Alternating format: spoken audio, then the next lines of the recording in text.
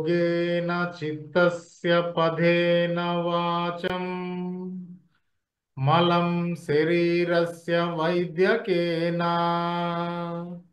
योपाकरोत्तं प्रवरं मुनीनां पतञ्जलिं पाञ्जलिं रानतोऽस्मि पतञ्जलिं प्राञ्जलिं रानतोऽस्मि। विश्वानि देव सवितर्दुरितानि परासु वा यद्भद्रं तन्नासु वा। शिवाय गुरवे नमः। ఓం శ్రీ గురుభ్యో నమః. ఈరోజు మన సిలబస్లో భాగంగా ప్రతిరోజు మీరు మీ యోగ సాధకులకి సోషల్ రెస్పాన్సిబిలిటీ, సామాజిక బాధ్యత, దేశము ధర్మం గురించి, సేవ గురించి తెలియచేస్తూ ఉండాలి. అలాగే పూజ్య గురుదేవుల యొక్క హరిద్వార్ నుంచి మనకు వస్తున్న సందేశం. స్వామీజీతో మీరు గమనిస్తే వారి సెషన్స్ లైవ్లో ఎప్పుడు కూడా యోగ క్రియలు చేస్తూ, ప్రాణాయామ సాధన, ధ్యాన సాధన చేస్తూ, దేశం గురించి, ధర్మం గురించి నిరంతరం మాట్లాడుతూ ఉంటారు. రేపు మీరు కాబోయే యోగా టీచర్స్గా, క్వాలిటీ ఉన్న టీచర్స్గా మిమ్మల్ని తయారు చేసే దిశలో యాజ్ ఇట్ ఈజ్గా 100% స్వామీజీ ఇచ్చిన ఆదేశానుసారం మీకు శిక్షణ ఇవ్వడం జరుగుతుంది. అందుకే ఇన్ని టాపిక్స్ మీకు ప్రతిరోజు చెప్పడం జరుగుతుంది. సో ఈరోజు సోషల్ రెస్పాన్సిబిలిటీలో ఒక భాగంగా ఒక టాపిక్ మీ ముందుకి తీసుకురావడం జరిగింది. నేను ఒక అంశం మీకు చెప్తున్నాను. ఒక గొప్ప సేవ, సాధనా సేవ రెండు ముఖ్యం. ఒక పక్షికి రెండు రెక్కలు ఎలా ఉంటాయో అలాగా మనిషికి, ఒక సాధకుడికి, ఒక ధ్యాన సాధకుడికి, యోగ సాధకుడికి సాధనా సేవ అనేది రెండు చాలా చాలా చాలా ముఖ్యం. ఈ రెండింటిని బ్యాలెన్స్ చేసుకుంటూ పోవాలి. సాధన చేస్తూ ఉండాలి, నేర్చుకున్నది 10 మందికి నేర్పిస్తూ సేవ చేస్తూ ఉండాలి. కేవలం మనం సాధన చేస్తుంటే స్వార్థం పెరుగుతుంది. నేను నా కుటుంబం అని గిరిగీసుకోకుండా దీన్ని మన 10 మందికి పంచాలి. ఎందుకు ఈరోజు నెల్లూరు వచ్చి ఎన్ని రోజులు ఉండడము, లేకపోతే ఇంకొక సెంటర్కి వెళ్ళడము, రాష్ట్రం మొత్తం నేను తిరిగి మీకు ఎందుకు నేర్పిస్తున్నాను? మనం నేర్చుకున్నది 10 మందికి పంచితేనే సార్థకత ఏర్పడుతుంది. నేను చదువుతాను, ఒక మాట చెప్పండి. అత్యంత ఖరీదైన స్థలం ఏదైనా ఉంటే మీకు చెప్పగలరా? అతి ఖరీదైన ప్రదేశం, స్థలం చాట్ బాక్స్లోకి చెప్పండి, టైప్ చేయండి.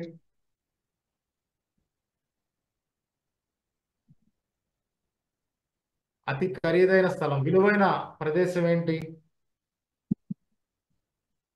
Our body. ఇంకా త్వరగా టైప్ చేయండి, టాపిక్లోకి వెళ్ళిపోదాం. మనస్సు, బాడీ. ఇంకా నా వాయిస్ వినపడుతుంది కదా కోటేష్? వినపడుతుంది ఓంజీ. వినపడుతుంటే స్పందించాలి కదా. అతి ఖరీదైన స్థలం ఏంటి ఈ భూప్రపంచంలో? Mind, body. ఇంకా శరీరం. అదే తెలుగులో బాడీ, ఇంగ్లీష్లో బాడీ, తెలుగులో శరీరం. ఇంకా కోటిరెడ్డి శ్మశానం. ఓకే, ఎందుకు అలాగా? శ్మశానం కరెక్ట్, ఏం కాపండి, శ్మశానమే కరెక్ట్. ఎందుకు అది కరెక్ట్ అనేది చెప్పగలరు ఎవరన్నా?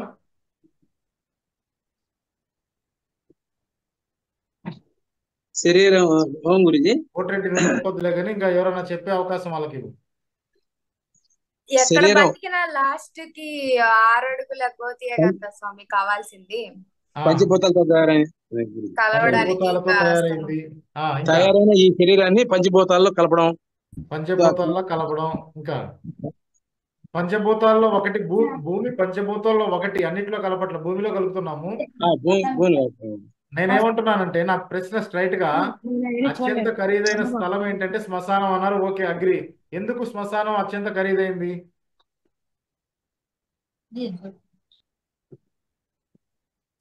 చివరి యాత్ర కాదు గురుజీ ఈ జన్మకి. చివరి యాత్ర కాబట్టి ఖరీదైంది అంటారా? అంతే మా యాత్ర ఆ స్థలం. ఎంతో మంది మేధావులు జ్ఞాన సముపార్జన చేసి,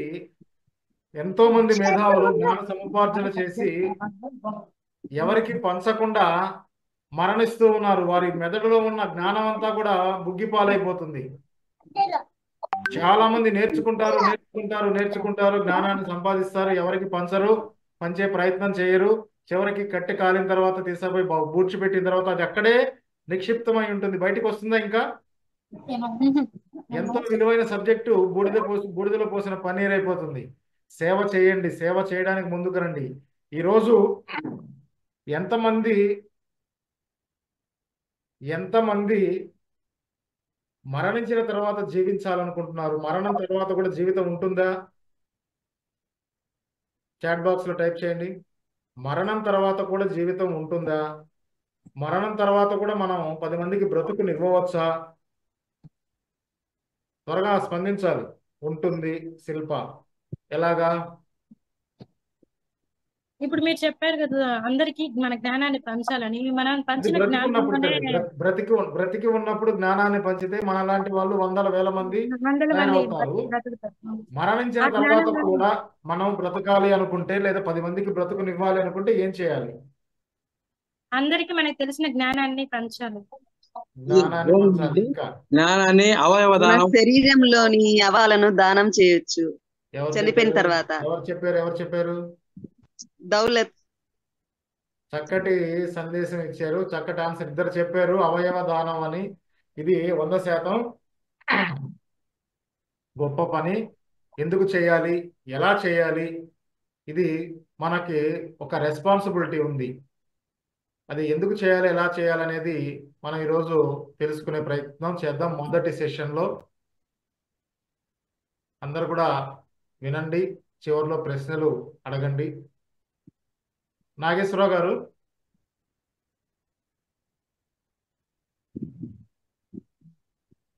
ఓమండి. నమస్కారం. నాగేశ్వరరావు గారు, సార్ నమస్కారం, వినపడుతుందా? వాయిస్ లో ఉంది మీది. హలో వినపడుతుంది. హలో వినపడుతుందండి. సార్ వినపడుతుందా ఇప్పుడు? వినపడుతుందండి. ఇప్పుడు మనందరం కూడా ఓకే ఓకే సార్ నమస్కారం. ప్రకాశం జిల్లాలో హెల్త్ డిపార్ట్మెంట్ లో ఓకే, హెల్త్ ఓకే. ఆఫీసర్ గా, మెడికల్ ఆఫీసర్ గా పనిచేస్తున్నారు డాక్టర్ నాగేశ్వరరావు గారు. వారి ద్వారా ఈ కాన్సెప్ట్ తెలుసుకునే ప్రయత్నం చేద్దాం. అవయవ దానము ఎందుకు చేయాలి, అది మన బాధ్యత, సమాజానికి చేస్తే ఏమొస్తుందనే అంశాన్ని తెలుసుకునే ప్రయత్నం చేద్దాం. ఓవర్ టు నాగేశ్వరరావు గారు.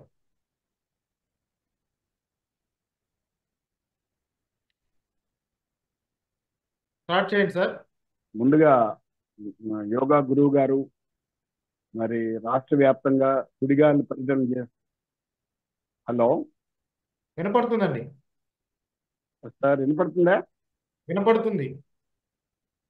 సార్ బాలు గారు ఓకే ఓకే సార్, ముందుగా బాలు గారికి నమస్కారాలు తెలియజేస్తున్నాను. కొంచెం గట్టిగా ఎందుకంటే వారు గురూజీ, శక్తికి ఏమనుకోకుండా. మించి కొంచెం వాయిస్ పెంచండి నాగేశ్వరరావు గారు. శక్తికి మించి రాష్ట్ర వ్యాప్తంగా సుడిగాలి ప్రకటన చేస్తూ ఓకే ఓకే ఎంతో మంది జీవితాల్లో ఒక వెలుగును నింపేటువంటి ప్రయత్నం, అంటే యోగా చేయండి, ఆరోగ్యంగా జీవించండి అనేటువంటి ఒక సందేశాన్ని మరి రామ్దేవ్ బాబా గారి నుంచి స్వీకరించి ఇది ఒక సమాజ సేవలాగా వారు చేస్తూ ఉన్నారు. మరి వారి ద్వారా ఎంతో మంది జీవితాల్లో నిజమైనటువంటి సంతోషం ఏంటో, ఆరోగ్యం ఏంటో నిజంగా వాళ్ళు అందరూ కూడా వ్యక్తిగత జీవితాల్లో అనుభవిస్తున్నారు. మరి వారికి ప్రత్యేక ధన్యవాదాలు. వారితో పాటు ఈరోజు ఎవరైతే ఈ సెషన్లో పాల్గొన్నారో, జూమ్ మీటింగ్లో, మరి యోగా సాధకులు కావచ్చు, యోగా విద్యార్థులు కావచ్చు, యోగాచార్యులు కావచ్చు, అందరికి కూడా పేరు పేరున ధన్యవాదాలు తెలియజేస్తున్నాను. మరి ఈరోజు ఒక మంచి టాపిక్ని బాలు గారు కొద్ది నిమిషాలు మీతో షేర్ చేసుకునేటువంటి అవకాశం నాకు కల్పించారు. వారికి మరొకసారి ధన్యవాదాలు. ఈరోజు వారు అడిగిన ఒక ప్రశ్న, ముఖ్యంగా 2 ప్రశ్నలు అడిగారు. ఒకటి ఏంటంటే, ఈ భూమి మీద అత్యంత ఖరీదైనటువంటి ప్రదేశం ఏంటి అని ఒకటి ప్రశ్న అడిగారు. దానికి చాలా చక్కని జ్ఞానవంతమైనటువంటి సమాధానాలు వస్తూ ఉన్నాయి. అది చాలా గొప్ప విషయం. శ్మశానమని, దేహమని, పంచభూతాలని, ఇవన్నీ కూడా వాస్తవాలే. తర్వాత మరణించిన తర్వాత కూడా మళ్ళా జీవించే అవకాశం ఎలా ఉంటుంది అని చెప్పి ఇంకొక మంచి ప్రశ్న అడిగారు. దానికి కూడా చాలా మంది రకరకాలుగా జ్ఞానాన్ని ఇతరులుగా పంచడం ద్వారా మనిషి చనిపోయినా కానీ ఆ జ్ఞానం జీవిస్తూ ఉంటుంది, 10 మంది జీవితాల్లో వెలుగునిస్తూ ఉంటుంది. తర్వాత అవయవ దానం అని కూడా కొంతమంది చెప్పడం జరిగింది. మరణించి కూడా మనం జీవించేటువంటి ఒక మహోన్నతమైనటువంటి మార్గం అవయవ దానంగా ఈరోజు ప్రపంచవ్యాప్తంగా మనకి బాగా ప్రచారం పొందుతున్నది. ఈ మధ్య మరి రామ్దేవ్ బాబా గారు మరి దేశవ్యాప్తంగానే కాకుండా ప్రపంచవ్యాప్తంగా కూడా మూఢ భక్తి అంధవిశ్వాసాలు, ఒక మతోన్మాదం అనేటువంటిది కాకుండా మనిషి వైజ్ఞానికంగా ఉండాలి, హేతుబద్ధంగా ఆలోచించాలి, ఈ కులాలు మతాలు ప్రధానం కాదు, మనిషి జీవితం అశాశ్వతమైంది. మరి ఈ యొక్క అశాశ్వతమైన జీవితంలో మనం జ్ఞానంతో బ్రతికినప్పుడే పరులకి ఉపయోగపడగలిగితే ఒక సోషల్ రెస్పాన్సిబిలిటీ అనేటువంటి అంశాన్ని ఆయన ఆయన యొక్క జీవిత లక్ష్యంగా పెట్టుకొని ఆయన జీవితాన్ని మొత్తాన్ని కూడా ఒక జ్యోతిలాగా, ఒక కొవ్వొత్తిలాగా మరి అంధకారాన్ని తొలగించడం కోసం ఆయన జీవితాన్ని మొత్తాన్ని కూడా త్యాగం చేస్తున్నారు. అటువంటి రామ్దేవ్ బాబా గారి యొక్క పరంపరలో, శిష్య పరంపరలో మరి బాలు గారు మనలాంటి వాళ్ళందరినీ కూడా కలపడం అనేటువంటిది చాలా గొప్ప విషయం. మరి ఈరోజు అవయవ దానం గురించి ప్రధానంగా ఒక అంశాన్ని మన వాళ్ళు ఈరోజు టాపిక్ గా పెట్టారు. అసలే అవయవ దానం అంటే ఏంటి, అవయవ దానం తాలూకు ఆవశ్యకత ఏంటి, ఎవరు చేయొచ్చు, ఎప్పుడు చేయొచ్చు, ఎన్ని విధాలుగా చేయొచ్చు అనే దాని మీద మనం వివరణ తీసుకున్నాం. తర్వాత ప్రశ్నలు సమాధానాలు కూడా మనం మాట్లాడుకుందాం కొద్ది నిమిషాలు. ఒక 20 నిమిషాలు, ఒక పావు గంట సేపు నేను దీని మీద క్లుప్తంగా కొంత వివరణ ఇస్తాను. ప్రధానంగా అవయవ దానం అనేటువంటిది ముఖ్యంగా 4 విధాలుగా ఉంటుంది. మొట్టమొదటి విధానం ఏంటంటే మనిషి బ్రతుకున్నప్పుడు, మనిషి బ్రతుకుండగానే తన శరీరంలో కొన్ని అవయవాల్ని దానం చేసే అవకాశం ఉంది. ఉదాహరణకి కిడ్నీలు, మృత మనిషికి 2 కిడ్నీలు ఉంటాయి. తను ఆరోగ్యంగా బ్రతకడానికి ఒక కిడ్నీ సరిపోతుంది. సో 2వ కిడ్నీని మరి ఎవరన్నా సావు బ్రతుకుల్లో ఉండి అనారోగ్యంతో బాధపడే వాళ్ళకి ఒక కిడ్నీని దానం చేయొచ్చు. దాని ద్వారా వాళ్ళ జీవితాన్ని కొంతకాలం మనం పొడిగించే అవకాశం ఉంది. అదేవిధంగా మన లివర్ మొత్తాన్ని కాకుండా లివర్లో కూడా కొంత భాగాన్ని మనం బ్రతికుండగానే సజీవంగా ఉన్నప్పుడే మన లివర్లో కూడా కొంత భాగాన్ని మనం దానం చేయొచ్చు. మరి ఈ లివర్ అనేది మళ్ళా పెరుగుతూ ఉంటుంది. మనం ఎంతైతే దానం చేసామో అంత పెరుగుతూ ఉంటుంది. ఈ దానం చేయించుకున్న వ్యక్తి కూడా తను మళ్ళా ఆరోగ్యవంతమైన లివర్ తనలో డెవలప్ కావటం, తనకు కూడా మళ్ళీ కొద్ది రోజుల పాటు, కొద్ది సంవత్సరాల పాటు తన జీవితం అనేటువంటిది పొడిగించుకునే అవకాశం ఉంది. ఇట్లా ఈ 2 కూడా మనిషి బ్రతుకున్నప్పుడే మనం దానం చేసే అవకాశం ఉంది. రెండోది, ఈ దానం అనేది మన రక్త సంబంధీకులు, మన కుటుంబ సభ్యులకు మాత్రమే ఈరోజు చట్ట పరిధిలో అవకాశం ఉంది. వాళ్ళ ప్రభుత్వాలు దీని మీద చట్టాలు చేస్తున్నాయి కొన్ని. అంటే ఈ దానాలు దుర్వినియోగం కాకుండా ఇదొక వ్యాపార దృక్పథంగా అవయవాల్ని అమ్ముకునేటువంటి అదొక వ్యాపార దృక్పథంగా మారకుండా ఉండటం కోసం అని చెప్పి బ్రతికుండంగా మనం చేసే అవయవ దానం అనేది కేవలము మన రక్త సంబంధికులు, మన కుటుంబ సభ్యులకు మాత్రమే అది పరిమితి ఉంది. రెండోది, మనిషి ఏదన్నా ప్రమాదవశాత్తు తలకాయకి దెబ్బలు తగలటం కానీ ఏదైనా ప్రమాదంలో చిక్కుకున్నప్పుడు హఠాత్తుగా బ్రెయిన్ డెడ్ అయిపోతుంది. ఈ బ్రెయిన్ డెడ్ అయిపోయినటువంటి వ్యక్తి వెంటిలేటర్ మీద హాస్పిటల్లో అట్టి పెడతారు. ఈ వెంటిలేటర్ ఉన్నంత కాలము అతను సజీవంగానే ఉంటాడు, కానీ ఇతర ఏ అవయవాలు పనిచేయవు. శరీరం స్పర్శ ఉండదు, జ్ఞానం ఉండదు, ఏముండదు, కానీ శరీరం సజీవంగా ఉంటుంది. ఎప్పుడైతే వెంటిలేటర్ తీసేస్తామో అప్పుడు తను చనిపోతాడు. శరీరంలో ఉండే అవయవాలన్నీ కూడా అవి కూడా డెడ్ అయిపోతాయి. కనుక ఇట్లా బ్రెయిన్ డెడ్ అయిపోయిన వ్యక్తులు వాళ్ళ కుటుంబ సభ్యులుగా అంగీకరించినట్లయితే ఆ బ్రెయిన్ డెడ్ అయిపోయిన వ్యక్తుల అవయవాలని, మరి కళ్ళు కావచ్చు, అట్లాగే వాళ్ళ యొక్క కిడ్నీలు, 2 మూత్రపిండాలు, అట్లాగే గుండె, లివరు, క్లోమము మొదలైన అవయవాలన్నీ కూడా మరి చావు బతుకుల్లో ఉన్న వాళ్ళకి, మరి ఇతరులు వాళ్ళు ఎవరైనా కానీ మరి ముందుగా ఎవరైతే అవయవ దానానికి అప్పీల్ చేసుకుని హాస్పిటల్స్ లో మరి మృత్యుతో పోరాడుతున్నారో అటువంటి వాళ్ళకి మరి ప్రభుత్వము అనుమతి ఇచ్చింది. అటువంటి వాళ్ళకి మనం దానం చేయొచ్చు. ఆ విధంగా దానం చేయటం ద్వారా ఒక బ్రెయిన్ డెడ్ వ్యక్తి నుంచి సుమారుగా 8 మంది జీవితాలకి మనం పునర్జన్మని ప్రసాదించవచ్చు. సో ఇది ఒక విధమైనటువంటి అవయవ దానం.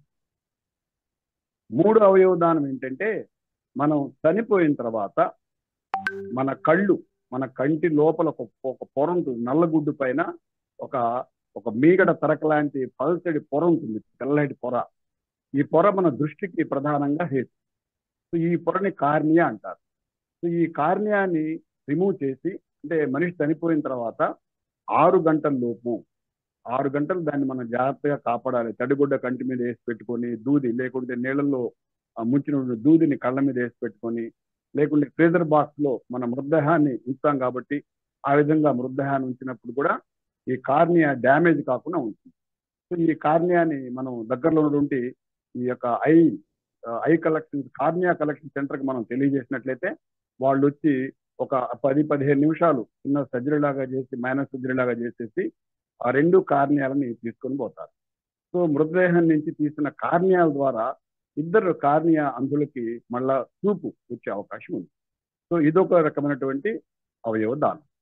ఆ తర్వాత మన శరీరం ఏదైతే ఉందో మృతదేహం, ఈ మృతదేహాన్ని మరి దగ్గరలో ఉన్నటువంటి వైద్య కళాశాలకు మనం దానం ఇవ్వగలిగితే, ఆ వైద్య కళాశాలలో అనేక మంది వైద్య విద్యార్థులు మరి వైద్యంలో నైపుణ్యం పొందడానికి అహర్నిశలు చదువుతూ ఉంటారు, ప్రాక్టికల్స్ చేస్తుంటారు. వాళ్ళకి విద్య నేర్పేటువంటి గురువుగా ఈ మృతదేహము రూపాంతరం చెందుతుంది. ఈ మృతదేహాన్ని వాళ్ళు రకరకాల ప్రిజర్వేటివ్స్ లో పెట్టి ఒక 3 సంవత్సరాల పాటు దాన్ని జాగ్రత్తగా కాపాడతారు. ఈ మృతదేహం మీద అనేక మంది వైద్య విద్యార్థులు అనేక రకాల పరిశోధనలు చేసి, ప్రయోగాలు చేసి, అణువుని కణకణాన్ని కూడా వాళ్ళు అధ్యయనం చేసి ఎంతో నిపుణులైనటువంటి వైద్యులుగా తయారై మళ్ళాంటి ఆరోగ్యవంతులు ఎప్పుడన్నా అనారోగ్యం పాలైనప్పుడు వాళ్ళకి ఏదైనా వైద్య చికిత్స చేయాల్సి వచ్చినా, శస్త్రచికిత్స చేయాల్సి వచ్చినా ఆ నైపుణ్యాన్ని ప్రదర్శించి మళ్ళాంటి వాళ్ళ జీవితాలని కాపాడే అవకాశం ఉంది. కనుక ఈరోజు వైద్య కళాశాలలో చదువుకునే విద్యార్థులకు ప్రతి 12 మందికి ఒక మృత శరీరం అనేటువంటిది, ఒక మృతదేహం అనేటువంటిది కావాలి ప్రాక్టికల్. మరి ఈరోజు ఆ విధంగా కూడా మన యొక్క మృతదేహాన్ని మనం దానం చేయొచ్చు. సో ఇన్ని రకాలుగా మనకి అవయవ దానం అనేది జరుగుతూ ఉంది. అంతేకాకుండా చర్మదానం అనేది కూడా ఒక అంశం ఉంది. చర్మదానం, ఈ చర్మదానం ఏంటంటే మనిషి చనిపోయిన తర్వాత చేసే దానాల్లో ఇది కూడా ఒక దానం, చర్మదానం. ఈ చర్మదానం ఏంటంటే మన పొట్ట మీద కానీ, తొడల మీద కానీ, వీపు మీద చర్మాన్ని పై పొరని తీసి సుమారు ఒక 2-3 సంవత్సరాల పాటు దాన్ని స్కిన్ బ్యాంక్ లో అట్టు పెడతారు. ఈ చర్మం దేనికి ఉపయోగిస్తారంటే, ఈరోజు చదువుకు పిల్లలు ఏదైనా ప్రమాదాల్లో మొహాల గాయాలైపోయి అందవిహీనంగా తయారైనప్పుడు, అట్లాగే ఆడపిల్లలకి ఈరోజు ప్రధానంగా యాసిడ్ దాడుల రూపంలో, మరి ప్రేమ వైఫల్యమైనప్పుడు యాసిడ్ దాడుల రూపంలో మరి మానవ మృగాలు వాళ్ళ జీవితాలని ఆ విధంగా ఇబ్బంది పెడుతూ ఉంటారు. మరి అటువంటి సందర్భాల్లో వాళ్ళ మొహాలు కాలిపోయి అందవిహీనంగా తయారయ్యాయి. అటువంటి వాళ్ళకి ఉచితంగా మరి శస్త్రచికిత్స చేసేటువంటి అవకాశం కొన్ని స్కిన్ బ్యాంక్స్ ప్రొవైడ్ చేస్తున్నాయి.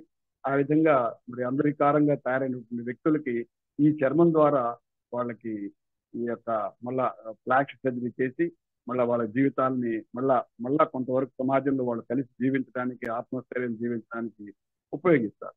సో ఇది ఒక రకమైనటువంటి దానం. తర్వాత కేశ దానం అనేది కూడా ఒకటి. ఈ కేశ దానం ఏంటంటే, మనము బ్రతుకున్నప్పుడు కేశదానం చేయొచ్చు, లేకుంటే చనిపోయిన తర్వాత కూడా కేశదానం చేయొచ్చు. కనీసం ఒక అడుగు పొడుగున్నటువంటి వెంట్రుకలు ఏవైనా కానీ మనం కేశదానం రూపంలో మనం చేయొచ్చు. ఈ కేశదానం చేసినప్పుడు కొన్ని స్వచ్ఛంద సేవా సంస్థలు విగ్గులు తయారు చేసి మహిళలకి ఉచితంగా పంపిణీ చేస్తారు. మహిళలకి విగ్గులు ఎవరికి అవసరమైతే అంటే, ఎవరైతే ఈ క్యాన్సర్ బారిన పడి క్యాన్సర్ వ్యాధితోటి మరి చికిత్స చేయించుకొని మన రేడియేషన్ థెరపీ చేయించిన తర్వాత వాళ్ళ జుట్టు మొత్తం కూడా రాలిపోతుంది. జుట్టు మొత్తం రాలిపోయి బయటికి రావాలంటే బయట తిరగలేని పరిస్థితి. అటువంటి వాళ్ళకి ఈ యొక్క కేశదానం వల్ల ఆ విగ్గులు తయారు చేయించి వాళ్ళకి ఉచితంగా పంపిణీ చేయడం ద్వారా మరి వాళ్ళు మళ్ళా సమాజంలో, మరి నాగరిక సమాజంలో మళ్ళా తలెత్తుకొని తిరిగేటువంటి అవకాశము మహిళలకి ఉంటుంది. సో ఈ విధంగా మనకి అనేక రకాల దానాలు ఉన్నాయి. మనం మొక్కుబడిగా కొంతమంది ఇటు తిరుపతిలో కానీ లేకుంటే విజయవాడ గుణదల్లో కానీ రకరకాల అన్ని మతాల్లో కూడా ఈరోజు మొక్కుబడులు తీర్చుకునేటప్పుడు దేవుడికి మన కేశాలని సమర్పిస్తూ ఉంటాం. అక్కడ ఏం జరుగుతుంది, భగవంతుడికి కేశాలు మనం మొక్కుబడిగా సమర్పించిన తర్వాత ఆ కేశాలన్నీ కూడా మళ్ళా అది చాలా పెద్ద వ్యాపారం, కోటాను కోట్ల రూపాయల వ్యాపారం జరుగుతుంది. అట్లా కాకుండా ఏదో మొక్కుబడిగా 2 ఎంటుకలో 3 ఎంటుకలో ఆ భగవంతుడికి సమర్పించుకొని ప్రతిమా కేశాలని మొత్తాన్ని కూడా మనం ఏదో కేశదానం గనక మనం చేయగలిగితే అట్లా కూడా అనేక మందికి మనం బ్రతికుండగానే జీవితంలో ఎన్నోసార్లు మనం తలనీలాలు సమర్పించుకుంటుంటాం. ఈ నీలాలు మొత్తాన్ని అక్కడ కాకుండా కొంత ఒక 2 ఎంటుకలో 3 ఎంటుకలో ఒక మొక్కుబడిగా భగవంతుడికి సమర్పించి ప్రతిమా వాటిని మనం ఖచ్చితంగా ఇటువంటి కేశదానం చేస్తే అది ఎంతో మందికి అది ఉపయోగపడుతుంది. ఈ విధంగా రకరకాల రూపాల్లో మనం నేత్రదానం, కేశదానం, చర్మదానం, అవయవదానం, అదేవిధంగా చివరగా దేహదానం, మన శరీరాన్ని మన వైద్య కళాశాలలకు ఇవ్వటం ద్వారా దేహదానం. సో ఈ విధంగా మనం సమాజంలో ఉన్నటువంటి మనం ఈరోజు మన శరీరంలో ఉన్నటువంటి ఏది మనది కాదు. వాస్తవంగా చెప్పాలంటే ఇవన్నీ కూడా తల్లి తండ్రి ద్వారా మనకు సంక్రమించిన జన్మ. అట్లాగే ఈ ప్రకృతి పంచభూతాల ద్వారా ఈ శరీరం మనకి ఏర్పడింది. శరీర నిర్మాణ క్రమంలో ఈ అవయవాలన్నీ ఏర్పడినాయి. ఇవన్నీ కూడా మనకి పంచభూతాల ద్వారా, ఇతరుల ద్వారా, సమాజం ద్వారా మనం తినేటువంటి తిండి కానీ, మనం వేసుకునేటువంటి దుస్తులు కానీ, మనం వాడేటువంటి ఏ వస్తువు కూడా మనం సొంతంగా మన ఇంట్లో మనం తయారు చేసుకున్నది కాదు. అటువంటి అవకాశం మనకు ఉండదు. కనుక మనిషి సంఘజీవిగా ఉన్నప్పుడు ఈ సమాజం మీద నిరంతరం పుట్టినప్పటి నుంచి మళ్ళా చనిపోయేంత వరకు కూడా ఈ సమాజం మీద ఆధారపడి బ్రతుకుతూ ఉంటాం. మరి ఈ సమాజానికి మనకి తెలియకుండానే మనం ఎంతో రుణపడి ఉంటాం. ఆ రుణం తీర్చుకోవాలంటే మళ్ళా pay back to the society. మన ఈ సమాజానికి ఎంతో కొంత మనం రుణం తీర్చుకునే అవకాశము ఇటువంటి దానాల ద్వారా మనకు ఖచ్చితంగా దక్కే అవకాశం ఉంది. ఈరోజు మన భారతదేశాన్ని కనుక చూసుకుంటే ఈరోజు భారతదేశము ప్రపంచంలోనే మరి మొట్టమొదటి నాగరిక దేశం. ప్రపంచానికి జ్ఞాన భిక్ష పెట్టినటువంటి మరి ఎంతో ఒక జగద్గురువుగా వెలసినటువంటి చరిత్ర మన భారతదేశానికి ఉంది. ఎప్పుడో సింధు నాగరికత, మరి ఇప్పటిదా హరప్ప నాగరికత, మొహంజదారో నాగరికత, ఇవన్నీ ఒక ఎత్తు అయితే తర్వాత 2600 సంవత్సరాల క్రితము మరి బుద్ధుడు ఈ భూమి మీద జన్మించి శాక్యమునిగా మరి ఈరోజు ప్రపంచం మొత్తానికి కూడా శాంతి సందేశారు. మన ప్రియతమ ప్రధానమంత్రి గారు మోడీ గారు ఇతర దేశాలకు ఏ దేశం పోయినా కానీ నేను యుద్ధ భూమి నుంచి రావట్లేదయ్యా, నేను బుద్ధ భూమి నుంచి వస్తున్నానని చెప్పి సందేశిస్తారు. ఈరోజు మన రాజ్యాంగానికి ప్రధానంగా బౌద్ధ రాజ్యాంగంగా మన ఈరోజు అశోక్ చక్రం కానీ, 3 సింహాల గుర్తు కానీ, అట్లాగే సత్యమేవ జయతే అనేటువంటి సందేశం కానీ, ఇవన్నీ కూడా మరి మనకి ప్రపంచ సామ్రాట్ అశోక చక్రవర్తి నుంచి మనకు సంక్రమించి బౌద్ధ ధర్మాన్ని సంక్రమించినవి ఇవన్నీ కూడా. అంటే ఈ విధంగా శాంతి సందేశం ఈ రోజు భారతదేశంలో మరి ఎంతో మంది మహనీయులు ఈ సమాజానికి సేవ చేస్తూ శాంతి సందేశం ఇచ్చారు. వారేం చెబుతున్నారంటే పరోపకారార్థం ఇదం శరీరం. ఈ శరీరం అనేటువంటిది నీకు నీ కుటుంబ సభ్యులకే కాకుండా సమాజానికి ఉపయోగపడాలి. పరోపకారార్థం ఇదం శరీరం. అట్లాగే మానవ సేవే మాధవ సేవ. మరి భగవంతుణ్ణి మనం నిజంగా ప్రత్యక్షంగా దర్శించగలుగుతామా? మరి భగవంతుడికి సేవ చేసి భగవంతుని తృప్తిపరచగలుగుతామా? ఇలా భగవంతుణ్ణి మన జీవితంలో మన కళ్ళారా చూడగలుగుతామా? అది ఎట్టి పరిస్థితిలో కూడా సాధ్యపడదు. కానీ ఈ సృష్టిలో మన కనపడేటువంటి ప్రతి జీవి, ముఖ్యంగా ప్రతి మనిషి కూడా ఆ భగవంతుని యొక్క ప్రతిరూపాలుగా భావించి ఆ మనుషులకు ప్రత్యక్షంగా ఆపదలో ఉన్న వాళ్ళకి మనం చేసే సేవే మరి మానవ సేవే మాధవ సేవగా మరి ఎంతో మంది పెద్దలు మనకి సందేశిస్తున్నారు. నరుల సేవే నారాయణ సేవగా మనకి ధ్యేయవాక్యం చెబుతున్నారు. మరి దీన్ని నిత్య జీవితంలో మనం ఎంతవరకు అమలుపరచగలుగుతున్నాం? మన జీవితంలో చాలా మందికి అనేక లక్ష్యాలు ఉంటాయి. ఈ లక్ష్యాల్లో కొన్నిటిని మాత్రమే మనం బ్రతికుండగా నెరవేర్చగలుగుతాం. మరి నెరవేర్చకుండా మన జీవితాన్ని సాధించినప్పుడు ఆ తీరని కోరికలు ఏమైపోతాయి? అందువల్ల మనం చనిపోయిన తర్వాత మన అవయవ దానాన్ని, దేహదానాన్ని కనుక చేసినట్లయితే మన యొక్క పరిపూర్ణమైనటువంటి మన కోరికలు నెరవేరి ఈ సమాజానికి మళ్ళా మనం ఉపయోగపడి చనిపోయిన తర్వాత కూడా మళ్ళా మనం జీవించేటువంటి మరణానంతరం కూడా మనం జీవించేటువంటి ఒక ఏకైక అవకాశము ఈ యొక్క అవయవ దానం ద్వారా మనకి లభిస్తుంది. ఇంకొక విషయం మనం చర్చించుకుంటే మనకెంతో బాధాకరమైనటువంటి కొన్ని గణాంకాలు కానీ మనం పరిశీలించినట్లయితే మరి ఇంత గొప్ప దేశము మరి ప్రపంచంతో పోల్చుకుంటే ప్రపంచం కన్నా అందరికన్నా ముందు మన యొక్క భారతీయులు ప్రపంచానికి జ్ఞానాన్ని ప్రసాదించడం చరిత్ర మనకుంది. మరి ఈ రోజు మనం చూసుకుంటే ఈ అవయవ దానం గణాంకాలు చూసినట్లయితే పాశ్చాత్య దేశాల్లో మరి ప్రతి 10 లక్షల మంది జనాభాలో 40 నుంచి 50% మంది మరి అవయవ దానానికి ముందుకు వస్తుంటే మరి మన భారతదేశం చాలా 0.8% కూడా ఇక్కడ 10 లక్షల మందిలో 0.8% కూడా అవయవ దానానికి ముందుకు రాలేకపోతున్నారు. దీనికి ప్రధాన కారణం ఏంటంటే వీళ్ళకి త్యాగ నిరతి లేకపోవటం అనేది కానే కాదు, వీళ్ళకి పరోపకారం చేయాలనేటువంటి సద్భావన లేకపోవటం కానే కాదు, వీళ్ళకి అవగాహన కలిగించేటువంటి వ్యక్తులు లేకపోవటం, సంస్థలు లేకపోవటం, రెండవది అనేక రకాల అపోహలు, సందేహాలు.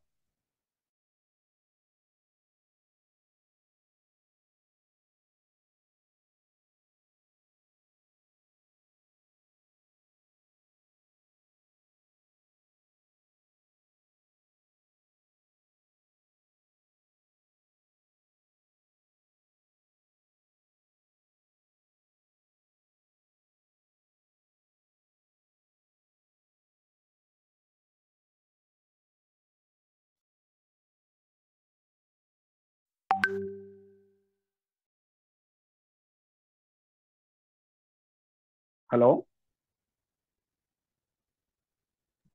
సార్. హలో సార్ బాలు గారు. చెప్పండి. హలో నాగేశ్వరరావు గారు వినపడుతుంది, చెప్పండి. సార్ బాలు గారు వినపడుతుంది వాయిస్? వినపడుతుందండి. హలో వినపడుతుంది. ఓకే, అదే మధ్యలో కట్ అయింది. ఒక వినపడుతుంది. 5 నిమిషాల్లో మనం క్లోజ్ చేద్దాము. అట్లాగే. Okay okay. మరి ఈరోజు కేవలం అవగాహన లోపం వల్లనే మనం వెనకబడిపోయి ఉన్నామని చెప్పి మన వాళ్ళు చాలా మందికి ఒక అవగాహన ఉంది. దీనికి ఏంటంటే ప్రధానంగా ఈరోజు భారతదేశంలో కార్నియా అంధుల సంఖ్య సుమారుగా ఈ రోజుకి 11 లక్షల మంది ఉన్నారు. భారతదేశంలో కార్నియా అంధులు 11 లక్షల మంది ఉన్నారు. ఈ 11 లక్షల మందిలో సుమారుగా 60% మంది 25 సంవత్సరాల లోపు వయసున్నటువంటి నవ యువకులు ఉన్నారు. వీళ్ళందరూ దేశానికి వెన్నెముక, వీళ్ళందరూ ఉత్పత్తి శక్తులు. ఇటువంటి ఉత్పత్తి శక్తులు దేశానికి భావి భారత పౌరులు, దేశానికి వెన్నెముక లాంటి వాళ్ళు ఈరోజు చూపు కోల్పోయి కార్నియా డ్యామేజ్ కావటం వల్ల రకరకాల కారణాల వల్ల వాళ్ళు అందరితో బాధపడుతున్నారు.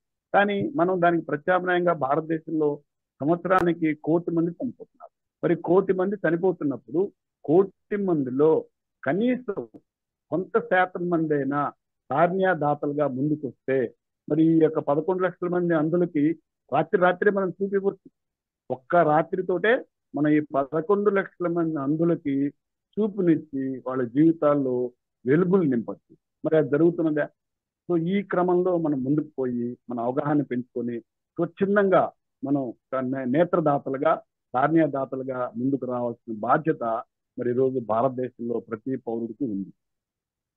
ఇదే కాకుండా ఈరోజు మనకి రామ్దేవ్ బాబా గారి నుంచి మన ఒక మంచి సందేశం వచ్చింది. ఏంటది? మరి డయాబెటిక్ ఫ్రీ ఇండియా అని మన లక్ష్యంగా పెట్టుకొని ఈరోజు ఇంటిగ్రేటెడ్ యోగా కోర్సెస్ వారు బాగా ప్రమోట్ చేస్తున్నారు. డయాబెటిక్ ఫ్రీ ఇండియా అంటే ఏంటి అంటే ఈరోజు భారతదేశము ప్రపంచానికి మరి మధుమేహానికి సంబంధించి ఒక రాజధానిగా ఈరోజు పెరిగిపోతున్నాం. అంటే భారతదేశం నుండి రైతులే కాదు, కష్టజీవులే కాదు, ఉద్యోగస్తులే కాదు, వ్యాపారస్తులే కాదు, ప్రతి ఒక్కళ్ళు కూడా ఈరోజు మధుమేహ జబ్బుతో బాధపడుతున్నారు, ఊబకాయంతో బాధపడుతున్నారు. బీపీ షుగర్ లేని వ్యక్తి ఎవరు కూడా ఈరోజు కనపడలేదు. అంటే అందరూ పరీక్షలు చేయించుకుంటే అందరికీ ఉంటుంది, వాళ్ళ కొంతమందే పరీక్షలు చేయించుకొని మాకుందని భయపడుతున్నారు. కానీ ఈరోజు భారతదేశం ప్రపంచానికి ఒక హబ్బు లాగా తయారై దాని మీద ఈరోజు రామ్దేవ్ బాబా గారు మరి మన బాలు గారి బాలకృష్ణ గారు లాంటి బాలు గారు లాంటి వాళ్ళ గురువులను తయారు చేసేసి మరి భారతదేశం మొత్తంలో కూడా డయాబెటిస్ లేకుండా డయాబెటిస్ రహిత భారతదేశం తయారు చేయాలని కంకణం కట్టుతున్నారు. ఇప్పుడు ఈ అవయవ దానానికి డయాబెటిస్ కి ఏంటి సంబంధం? ఇవాళ డయాబెటిస్ మన కుటుంబంలో కూడా చాలా మందికి ఉంది, మరి మనలో కూడా కొంతమందికి డయాబెటిస్ ఉంది. ఈ డయాబెటిస్ యొక్క తీవ్ర పరిణామం ఏమవుతుందంటే కిడ్నీలు దెబ్బతింటాయి. ఈ డయాబెటిస్ కనుక అశ్రద్ధ చేస్తే కొన్ని సంవత్సరాలు, 1 దశాబ్దం, 2 దశాబ్దాలు, 3 దశాబ్దాలు డయాబెటిస్ తో బాధపడే వాళ్ళకి మూత్రపిండాలు దెబ్బతింటాయి. మరి మూత్రపిండాలు పూర్తిగా దెబ్బతిన్న తర్వాత ఎవరో ఒకళ్ళు వచ్చి మరి మూత్రపిండాలు కనుక దానం చేయకపోతే వాళ్ళు చనిపోయే పరిస్థితి ఉంది. కనుక మరి మూత్రపిండాలు మరి దానం చేయాల్సిన పరిస్థితి ఖచ్చితంగా ఉంది. మనం మూత్రపిండ దానం, అవయవ దానానికి ముందుకు వస్తేనే రేపు మనలాంటి వాళ్ళకి మూత్రపిండాలు అవసరమైనప్పుడు ఎవరో ఒకళ్ళు ముందుకు వచ్చి దానం చేయాలి కదా. కనుక ఈ రోజే మనం మేల్కోవాల్సిన పరిస్థితి. అంతేకాకుండా ఈ రోజు ఉన్నటువంటి మరి ఫుడ్ కంటామినేషన్ వల్ల, రకరకాల దురలవాట్ల వల్ల, వ్యసనాల వల్ల లివర్ పాడైపోతుంది. లివర్ చాలా ప్రధానమైనటువంటి ఆర్గాన్ మన శరీరంలో. లివర్ కనుక డ్యామేజ్ అయిందంటే మన జీవితం మొత్తం కూడా డ్యామేజ్ అయిపోతుంది. మరి లివర్ డ్యామేజ్ అయిపోతే లివర్కి ప్రత్యామ్నాయం ఎక్కడుంది? కాబట్టి అవయవదాతలు ముందుకు వస్తే కదా ఇటువంటివన్నీ కూడా సాధ్యపడేది. అందువల్ల ఈరోజు వైద్య విజ్ఞానం బాగా పెరుగుతుంది, వైద్య కళాశాలలు బాగా పెరుగుతున్నాయి. మరి వైద్య విద్యార్థులు, నైపుణ్యవంతమైన విద్యార్థులు మనకు రావాలంటే మన బిడ్డలు ఎంతోమంది డాక్టర్లుగా చదువుకుంటున్నారు. వీళ్ళందరూ నైపుణ్యవంతమైన విద్యార్థులు ముందు తయారు కావాలంటే మనలాంటి వాళ్ళు మరణానంతరము మన దేహాన్ని బుగ్గిపాలు చేయకుండా, బూడిదపాలు చేయకుండా, మట్టిపాలు చేయకుండా మరి దగ్గరలో ఉన్నటువంటి వైద్య కళాశాల కనుక మనం దానం చేసినట్లయితే మరి ఎంతో మంది వైద్య విద్యార్థులకి మనం చనిపోయిన తర్వాత మన దేహం గురువైతుంది. కాబట్టి ఇటువంటి అనేక అవసరాల దృష్ట్యా ఈరోజు అవయవ దానం అనే దాన్ని మనం మొదటి సంకల్పంగా తీసుకొని ముందుకు తీసుకొని పోతే బాగుంటుంది అనేది మా అందరి యొక్క ఉద్దేశం. దాని యొక్క ఉద్యోగం స్ఫూర్తితోటి, బాలు గారి యొక్క సహకారంతో దీన్ని ముందుకు తీసుకుని పోయే ప్రయత్నం చేస్తున్నాం. దీనికి రెండు విధాలుగా మీరందరూ కూడా ఎవరైతే ఇష్టపడ్డారో, మీ కుటుంబ సభ్యులతో ముందుగానే చర్చించుకుని ఒక అంగీకారానికి వచ్చారో, దీంట్లో 2 రకాలుగా మనం అవయవ దానం చేసుకోవచ్చు. మొదటిది ఏంటంటే మరి కేంద్ర ప్రభుత్వం వారు ఆయుష్మాన్ భారత్ అనేటువంటి ఒక సైట్ ని ఏర్పాటు చేశారు. దాని లింకు బాలు గారు తర్వాత గ్రూప్ లో కూడా పెడతారు. బాలు గారు కూడా చాలా మంది చేత అవయవ దానం ప్రతిజ్ఞ చేయించారు. అది ప్రాథమికంగా మనం ఆన్లైన్ లో ప్రతిజ్ఞ చేయొచ్చు. దానికి ఒక ఐడి కార్డు వస్తుంది, అది కేవలం ప్రతిజ్ఞ మాత్రమే. తర్వాత మనం ఎప్పుడైనా కానీ దాన్ని మళ్ళీ రద్దు చేసుకోవచ్చు. ఇది ఒక పద్ధతి. రెండవది ఏంటంటే మనం బ్రతికుండగానే మన ఆస్తిపాస్తులన్నీ కూడా మన వారసులకు ఏ విధంగా అయితే వీలునామా రాస్తామో, హక్కు పుస్తకంగా రాసిస్తామో, అదే విధంగా మనం బ్రతికుండగానే మన శరీరాన్ని కూడా వీలునామా ద్వారా నా దేహాన్ని ఏదో ఒక మెడికల్ కాలేజీకి దానం చేయండి, ఇది నా యొక్క చివరి కోరిక, నా కుటుంబ సభ్యులు, భార్య, పిల్లలు, నా వారసులందరూ కూడా దీనికి అంగీకరిస్తున్నారు, వాళ్ళందరినీ కూడా నేను అంగీకరించే విధంగా నేను చేశానని చెప్పి ఒక వీలునామా రాయాలి. ఈ వీలునామాని ఒక నోటరీ చేత అఫిడవిట్ చేయించాలి. ఆ వీలునామాలో మన కుటుంబ సభ్యులు, భార్య, పిల్లలు, వారసులు ఎవరు వీళ్ళందరూ సంతకాలు పెట్టాలి. అదేవిధంగా ఒక 2-3 కానీ 2 కానీ స్నేహితులు వాళ్ళు కూడా విట్నెస్ సాక్షుల కింద సంతకాలు పెట్టాలి. ఇటువంటి వీలునామాని మనం బ్రతికుండగానే మనం రాయటం ద్వారా జరిగేటువంటి లాభం ఏంటంటే, ఒకటి ఇప్పటి నుంచే మనం మన దేహాన్ని దానం చేశామనే సంకల్పము మనలో నాటుకుపోతుంది. మన కుటుంబ సభ్యులందరూ కూడా ఆ విషయం తెలుసుకొని ఉంటారు. రేపు మన తదనంతరము ఈ కార్యక్రమాన్ని నెరవేర్చాల్సింది మన కుటుంబ సభ్యులే కాబట్టి వాళ్ళందరూ కూడా మెంటల్ గా ప్రిపేర్ అయి ఉంటారు. లేదు వాళ్ళకి ఏదైనా అభ్యంతరాలు, సందేహాలు ఉంటే ఈలోపు కొన్ని చర్చలు జరుగుతాయి. ఈ చర్చల ద్వారా వాళ్ళ సందేహాలను మనం తొలగించి వాళ్ళందరినీ కూడా మనం కన్విన్స్ చేసి ఈ యొక్క అవయవ దానానికి, దేహదానానికి వాళ్ళు అంగీకరించే విధంగా ప్రయత్నం చేయొచ్చు. కనుక ఈ 2 మార్గాల ద్వారా మరి దయచేసి అవయవ దాన యొక్క ఉద్యమంలో మీరందరూ భాగస్వాములు అవుతారని చెప్పి మరి ఈరోజు మీ విలువైన సమయాన్ని నాకు కేటాయించి ఎంతో కొంత మీతోటి నాకు తెలిసిన కొన్ని విషయాలు మీతో షేర్ చేసుకునే అవకాశం కల్పించినందుకు ముఖ్యంగా బాలు గారికి, మరి ఈ గ్రూప్ లో ఉన్న సభ్యులందరికీ కూడా నేను పేరు పేరున ధన్యవాదాలు తెలియజేసుకుంటున్నాను. ఇంకేమైనా మీకు సందేహాలు ఉంటే మీరు అడగచ్చు, వాటిని కాసేపు మనం ఆ సందేహ నివృత్తి చేస్తాం. Thank you one and all. ఓమండి, చక్కగా ఈరోజు సోషల్ రెస్పాన్సిబిలిటీలో భాగంగా మన మెడికల్ ఆఫీసర్ నాగేశ్వరరావు గారి ద్వారా అవయవ దానం యొక్క ప్రాముఖ్యత తెలుసుకున్నాము. దానివలన కొన్ని జీవితాలు బాగుపడతాయి. ఆశాజనకమైన వెలుగు చెప్పారు కదా. యువతనే 11 లక్షల మంది కంటి చూపుల్లో లేకుండా ఉన్నారు. మన మరణానంతరం కూడా మన దేహం వారికి ఉపయోగపడుతుంది, మన జీవితం ధన్యమవుతుంది. మరణం అనంతరం, ఇది మరణించినప్పుడు కాదు. సో అందరూ కూడా ఈ సోషల్ రెస్పాన్సిబిలిటీ ఫీల్ అవ్వాలని, దానికి మన బాధ్యతగా ఉండాలని, ఆ ప్రక్రియ గురించి మేము ముందు ఆచరించి, స్వామీజీ సోషల్ రెస్పాన్సిబిలిటీలో భాగంగా కొన్ని కార్యక్రమాలు చేపడుతూ ఉన్నారు. ఆచరించి నాగేశ్వరరావు గారు అలాగే మా పతంజలి బృందంలో చాలా మంది కుటుంబ సమేతంగా, నేను, నా భార్య, నా టీం మెంబర్స్ బోయపాటి రవి గారు, సోమ సుబ్బారావు గారు, ఇలాగ అందరూ అవయవ దానం ఇచ్చి మీ ముందుకు రావడం జరిగింది. తప్పనిసరిగా దీని గురించి ఇంకా ఏదైనా మనకి అనుమానాలు ఉన్నప్పుడు, ప్రశ్నలు ఉన్నప్పుడు తెలుసుకుందాము. ఈరోజు చక్కటి అవకాశం తీసుకొని అవయవ దానం గురించి తెలియజేసి మనకి సబ్జెక్ట్ ఇచ్చిన గంగరాజు నాగేశ్వరరావు గారికి పూజ్య గురుదేవుల యొక్క ఆశీస్సులు, అభినందనలు. అలాగే నెక్స్ట్ మనకి పతంజలి యోగ సూత్రాలు